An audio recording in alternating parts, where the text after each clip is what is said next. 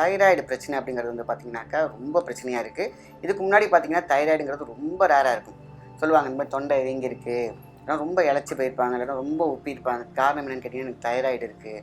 Thyroid என்பது ஒரு gland, அது ஒரு சுரபி. இது வந்து ஹைப்போ ஹைப்பர் ரெண்டுமே இருக்கும். சில பேர் வந்து பார்த்திங்கன்னா ஹைப்பர், சில பேருக்கு ஹைப்போ இருக்கும். சரிங்களா? ஸோ இதை வந்து பார்த்திங்கன்னா கரெக்டாக மெடிசன் கரெக்டாக எடுத்துகிட்டு வந்துகிட்டே இருப்பாங்க. இது ரொம்ப நாள் மருந்து எடுக்கிற மாதிரி சூழ்நிலை இருக்கும். சில பேருக்கு பார்த்திங்கன்னா ரொம்ப குண்டாயிடுவாங்க, சரியாக சாப்பிட மாட்டாங்க, சரியாக தூங்க மாட்டாங்க, பார்த்திங்கன்னா டல்லாக இருப்பாங்க, சோம்பேறியாகவே இருப்பாங்க. அவங்களால வேகமாக ஒரு எந்துவாக வேலை செய்ய முடியாது. காரணம் நம்மளுடைய கிளாண்டு தொண்டையில் இருக்கிறதுனால. மீன்ஸ் இந்த 2 இடத்துல பார்த்திங்கன்னா 2 லங்ஸ் மாதிரியே குட்டியாக இருக்கும், 2 குட்டி லங்ஸ் இருக்கிற மாதிரி இருக்கும்.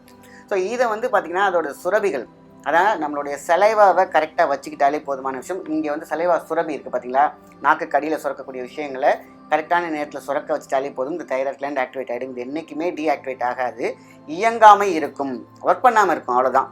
இதை எப்படி இயங்க வச்சுட்டாலே போதும். ஹைப்போ ஹைப்பர் ரெண்டுமே அது வந்து உடல் வாக்கை பொறுத்து, அவங்களோட இயக்கத்தை பொறுத்து லோவா இல்லை ஹையா அப்படிங்கிறது நமக்கு வந்து கணக்கிடப்படும். ஸோ இப்போ எதுவாக இருந்தாலும் மிடில் வந்து பார்த்திங்கன்னா ஒரு மெடிசின், அழகான முன்னோர்கள் கொடுத்த ஒரு விதமான கஷாயம் காலையில் எடுத்துகிட்டு வந்தாலே போதும். 48 நாளில் பார்த்திங்கன்னா அழகாக பேலன்ஸ் ஆகும். அது ஹைப்போவாக இருக்கட்டும் ஹைப்பராக இருக்கட்டும். சில பேர் நினச்சிப்பாங்க எனக்கு ரொம்ப லோவாக இருக்குது, நான் பாட்டுக்கு மெடிசன் எடுத்து இன்னும் லோவாக போயிடுச்சுன்னா. ஒரு விஷயத்தை தெளிவாக புரிஞ்சுக்கணும். இந்த மிட் அப்படின்னு சொல்லுவாங்க இல்லையா, அந்த ஈக்குவலைசேஷன். இன்றைக்கி வந்து உங்களுடைய தைராய்டு கிளாண்டும் ஒர்க் பண்ணலை, இல்லை அதிகமாக ஒர்க் பண்ணுது, இல்லைனா கம்மியாக ஒர்க் பண்ணுது, இல்லைன்னா சுத்தமாகவே ஒர்க் பண்ணலை. இதை தான் நம்ம வந்து கணக்கிடணும். அது வேலை செய்ய வச்சுட்டாக்கா போதும். ஹைப்பராக இருக்கட்டும் இல்லை ஹைப்போவாக இருக்கட்டும், ரெண்டும் ஒன்று தான். புரியுதுங்களா? ஸோ ஸ்டிமுலேஷன் மருந்து ஒரு முத்திரை தான் இன்றைக்கி நம்ம பார்க்க போகிறோம். இந்த தைராய்டு மிகப்பெரிய ஒரு பிரச்சனையை உருவாக்குது எல்லாத்துக்குமே. இந்த கிளாண்டு சரியாக ஒர்க் பண்ணலைன்னா ஒவ்வொரு கிளாண்டையாக அது ஒர்க் பண்ணணும். நிறைய கிளாண்ட்ஸ் இருக்குது பார்த்திங்கன்னா. தைராய்டு கிளாண்ட் இருக்குது, அதே மாதிரி பார்த்திங்கனாக்கா உங்களுக்கு ஸ்ப்ளீனும் ஒரு கிளாண்டு தான். இப்படி குட்டி குட்டியாக நிறைய கிளாண்டு வந்து பார்த்திங்கன்னா ஒரு குட்டி பல்ப் மாதிரி, நியான் பல்ப் மாதிரி. அது பார்த்திங்கன்னா எப்போ தான் பில்க் எரிஞ்சிட்டு இருக்கும், இல்லைனா சுத்தமாக எரியாமல் இருக்கும், இல்லைனா சப்ளைவே போயிருக்காது. அதுக்கு இது பல காரணங்கள் இருக்கும். அன்டைமில் சாப்பிட்றது, ப்ரெஷ்ஷிங்கில் வந்து பிரச்சனை இருக்கும். அதே மாதிரி பார்த்திங்கன்னா அந்த ப்ரீத்திங் ட்ரபிளில் வரக்கூடிய விஷயங்கள் இருக்கும். பிரெயினில் வந்து பார்த்திங்கனாக்கா உங்களுக்கு ஆக்சிஜன் லெவல் கம்மியாக இருந்துச்சுனாக்கா இது நடக்கும். இயங்காமல் இருக்கிறது தான் அது வந்து பார்த்திங்கன்னா அது வியாதி கிடையாது, அது சுகர் மாதிரி குறைபாடு தான். இதை கரெக்டாக ஸ்டிமுலேட் பண்ணினோம்னாலே போதும். முக்கியமாக 2 பாயிண்ட் ஸ்டிமுலேட் பண்ணுற மாதிரி இருக்கும். ஸோ இப்போ மருத்துவத்துக்குள்ளே வருவோம். நமக்கு வந்து 3 இலை ரொம்ப ரொம்ப முக்கியமான தேவைப்படுது. அதெல்லாம் ரொம்ப ஈஸியாக கிடைக்கிது. இந்த நுணா இலை மட்டும் கிராமத்தில் கிடைக்கிது, இல்லைன்னா கண்டிப்பாக நீங்கள் நர்சரியில் போனீங்கன்னா கிடைக்கும். நுணா இலை அப்படிமா, நுணா மரம் அப்படின்னு சொல்லுவாங்க. இந்த நுணா இலையை குளுந்து இலையாக எடுத்துக்கணும். அதில் ஒரு 2 இலை, மா இலையில் 2 இலை, அதேமாரி பார்த்திங்கன்னா கொய்யா இலையில் 2 இலை, அவ்வளோதான். எடுத்து நல்லா நல்ல சுத்தமான தண்ணியில் நீங்கள் போட்டு நல்லா கொதிக்க வச்சு, நல்லா கொதிக்க வச்சிடணும். அதாவது 2 டம்ளர் தண்ணியை 1 டம்ளராக மாற்றுங்க, ஒன்றும் பிரச்சனை இல்லை. அதுக்கப்புறம் இந்த இலையெல்லாம் எடுத்து போட்டு அந்த தண்ணியை மட்டும் குடிச்சிட்டு வாங்க போதும். கரெக்டாக 48 நாள் கழிச்சு நீங்கள் பாருங்கள், உங்களுடைய கிளாண்டு நல்லா வேலை செய்ய ஆரம்பிச்சிருக்கும். இது ரொம்ப ரொம்ப முக்கியமானது. இது காலையில் வெறும் வயிற்றில் எடுத்தாலே போதுமான ஒரு விஷயந்தான். ஸோ இந்த மெடிசன் நாட் ஓன்லி கிளாண்ட், உடம்புல எங்கெங்கெல்லாம் சுரபிகள் வேலை செய்யலையோ அத்தனையுமே நமக்கு தூண்டி விட்டு வேலை செய்ய வைக்கக்கூடியது தான். அப்போ தைராய்டு கிளாண்டு நம்ம குடிக்கும் பொழுது கடகடகடான்னு குடிச்சிடாமல் கொஞ்சம் நல்லா பொறுமையாக சலைவாவோட மிக்ஸ் பண்ணணும். ஏன்னா சலைவாவையும் தூண்ட வேண்டும். வாயில் வைக்கிறீங்களா, அப்படியே மெல்லாமல் அப்படியே கொஞ்சமாக அதை அச்சீவ் பண்ணி இந்த சாப்பிடணும், தண்ணியை சாப்பிடுன்னு சொல்லுவாங்களா, அந்த மாதிரி கொஞ்சம் கொஞ்சமாக நம்ம அந்த கஷாயத்தை குடித்தாலே போதும். கஷாயம்னாக்க கசப்பாக இருக்கும் நினச்சிடாதீங்க, நல்லா துவர்ப்பாக தான் இருக்கும் உங்களுக்கு. ஏன்னா கொய்யா இலை, மா இலை, உங்களுக்கு நுணா இலை, இந்த 3மே நாட் ஒன்லி ஃபார் தைராய்டுக்கு ரொம்ப ரொம்ப ரொம்ப ரொம்ப நல்லது. ஆனால் எல்லா கிளாண்டையுமே உடம்பு சுத்தம் பண்ணுறது, டீடாக்ஸ்லேருந்து சுகரை பேலன்ஸ் பண்ணுறது, பிபி பேலன்ஸ் பண்ணுற வரைக்கும் ஒன்றா அழகாக செஞ்சு கொடுக்கக்கூடிய விஷயந்தான் இந்த கஷாயம், இந்த மருந்து முறை. அடுத்தது ஒரு முத்திரை. இந்த முத்திரை வந்து பார்த்திங்கனாக்கா நம்மளோட தைராய்டு கிளாண்டு பார்த்திங்கன்னா கையில் இந்த இடத்துல இருக்கும். அதை அடிக்கடி நம்ம சொல்லும்போது இப்படி இந்த இடத்துல இப்படி ப்ரெஸ் பண்ணிக்கிட்டே இருக்கணும். கையில் நல்லா பண்ணிக்கணும், இப்படி பிடிச்சிக்கணும். நல்லா பார்த்திங்கனாக்கா இருக்கும். இது ப்ரெஷர் பாயிண்ட். இதே முத்திரையை அப்படி மாற்றுறதுன்னு சொல்கிறேன். ஜஸ்ட்டு பார்த்திங்கன்னா ஜஸ்ட் ஒரு த்ராட்டல் வண்டியை இப்படி கொடுக்க முடியும், நல்லா அழுத்தி பிடிச்சிக்கிட்டு அதேமாதிரி 2 கையிலையுமே நம்ம பண்ணணும். ஏன்னா தைராய்டு கிளாண்ட் வந்து இந்த கோடு இருக்குது பார்த்திங்களா, இந்த இடத்துல இருக்குது.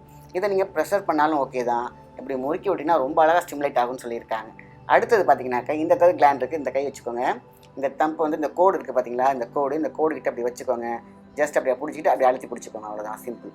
அப்போது பாருங்கள், ஜஸ்ட் இந்த கிளாண்டுக்கிட்ட ஒரு ப்ரெஷர், அதுக்கப்புறம் இந்த கையை அழுத்தி பிடிச்சிக்கோங்க. ஏன்னா ஐம்புலனோட எனர்ஜி அதில் கொடுக்குறோம். அதுக்கப்புறம் ஒரு ப்ரெஷர் பாயிண்ட், அவ்வளோதான். கொஞ்சம் லைட்டாக அழுத்தத்தில் ஒரு 1 நிமிஷம் பிடிச்சாலே போதுமான விஷயம். அப்போது இங்கே ப்ரெஷர் பண்ணுறதுக்கு பார்த்திங்கன்னா அதை மட்டும் தூண்டும், ஸ்டிமுலேட் பண்ணும். இந்த முத்திரை வந்து பார்த்திங்கன்னா உங்களுக்கு எல்லா வகையிலையுமே பார்த்திங்கன்னா எங்கெங்கெல்லாம் உடம்புல அந்த நிணநீர் சுரப்பிகள் சுரக்காமல் இருக்கோ அத்தனையும் சுரக்க வைக்கும். ஸோ இந்த இதை தைராய்டு இருக்கிறவங்க அழகாக யூஸ் பண்ணாலே போதுமான விஷயந்தான். ஸோ இந்த இடத்துல வந்து ஸ்டிமுலேட் பண்ணுறதுக்கு அழகாக சொல்லிட்டேன். அழகாக இதை வந்து பஞ்ச் பண்ணுற விஷயத்தையும் நம்ம சொல்லியிருக்கோம். அதேமாதிரி மருத்துவ முறையும் சொல்லியிருக்கோம். ஸோ இது வந்து அழகாக சொன்னாலே போதுமான விஷயம். அடுத்து ஸ்டிமுலேஷன் கிளாண்டுன்னு சொல்லுவாங்க. இந்த உமிழ்நீரை சுரக்க வைக்கணும் அப்படின்னு சொன்ன பார்த்தீங்களா, அதான் 2 கையை வச்சுக்கோங்க. அழகாக இந்த இடம் பார்த்தீங்களா, ரொம்ப பிடிச்சி அமுக்க வேண்டிய தேவையில்லை. லைட்டாக அப்படின்னா இந்த இடத்துல ஒரு இந்த தாழைக்கிட்ட ஒரு பள்ளம் இருக்கும். அந்த இடத்துல இந்த பள்ளத்தை அப்படி அழுத்தி இப்படி பிடிச்சிக்கோங்க. போட்டு அமுக்கெல்லாம் தேவையில்லை, லைட்டாக ஒரு ப்ரெஷர் கொடுத்தாலே போதும்.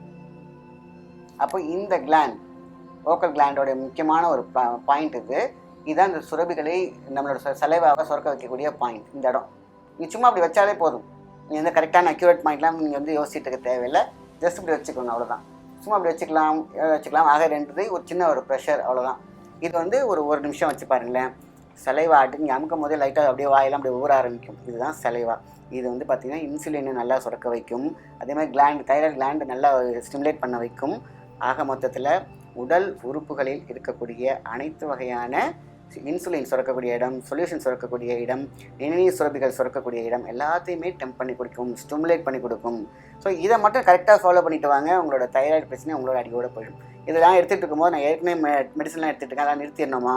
அதெல்லாம் எடுத்துக்கிட்டு இதை தாராளமாக எடுக்கலாம். எந்த விதமான பக்க விளையும் கிடையாது. இது food and exercise and stimulation. So இதை பண்ணிக்கிட்டே கொஞ்சம் கொஞ்சமாக அதை குறைச்சாலே போதுமான விஷயம். நேச்சுரோபதியிலேருந்து அப்படியே கொஞ்சம் கொஞ்சமாக என்ன பண்ணணும், நம்ம மெடிக்கேஷன்லேருந்து இப்படி விடுபடலாம். நமக்கு இது அப்பப்போ செக் பண்ணிக்கணும். நீங்கள் இப்போ நீங்கள் வந்து கிளியர் ஆகிட்டீங்க அப்படின்னு பட்சத்தில் அப்படியே விட்டுற வேண்டாம். ஒரு 6 months ஒரு தடவை நமக்கு கம்ப்ளீட்டாக க்யூர் ஆகிடுச்சுப்பா, இதை வந்து நம்ம எப்படி இருக்குன்ட்டு அப்படியே விட்டுறாமல் அப்பப்போ 6 மாதத்துக்கு நீங்கள் இந்த டெஸ்ட் எடுத்துகிட்டு, இல்லை கொஞ்சம் இம்ப்ரூவ் ஆகிருக்கு இல்லை கூட இருக்குது அப்படின்னா அதுக்கு தகுந்த மாதிரி நீங்கள் இந்த மாதிரி மருத்துவத்தை எடுத்து வந்தீங்கனாலே போதும். இது பெஸ்ட்டு. தைராய்டை அலட்சியமாக விட்டுறாதீங்க. இது அடுத்தடுத்த பிரச்சனையை கொண்டு வந்து நிறுத்தும். ஸோ ரொம்ப ரொம்ப முக்கியமான ஒரு பதிவு, ரொம்ப சிம்பிளான பதிவு, மக்கள் கைகண்ட ஒரு முக்கியமான மருத்துவ முறை. இந்த ஸ்டிமுலேஷன் எல்லா உடம்புக்கும் தேவை. எல்லாவோட உறுப்புகளுக்கும் ஒரு ஸ்டிமுலேட் பண்ணி ஒரு தூண்டுதல் இருந்தால் போதும், எல்லா உறுப்புகளும் மறுபடியும் இயங்கும். அது நல்லா ஞாபகம் வச்சுக்கோங்க. ஸ்டிமுலேட் பண்ணாமல் டைரெக்டாக நம்ம ஒரு மருத்துவத்துறைக்கு போயிடுறோம், மருந்து எடுத்துக்க ஆரம்பிச்சிடுறோம். தூண்டுதலும் அது இயக்கம் தான் அக்குபஞ்சர், இந்த தொடு சிகிச்சை, தொற்ற பஞ்சர், இந்த எல்லா ஆல்டர்னேட்டிவ் தெரப்பீஸும் அதான் ஃபஸ்ட்டு ஆரம்பிக்கிறாங்க.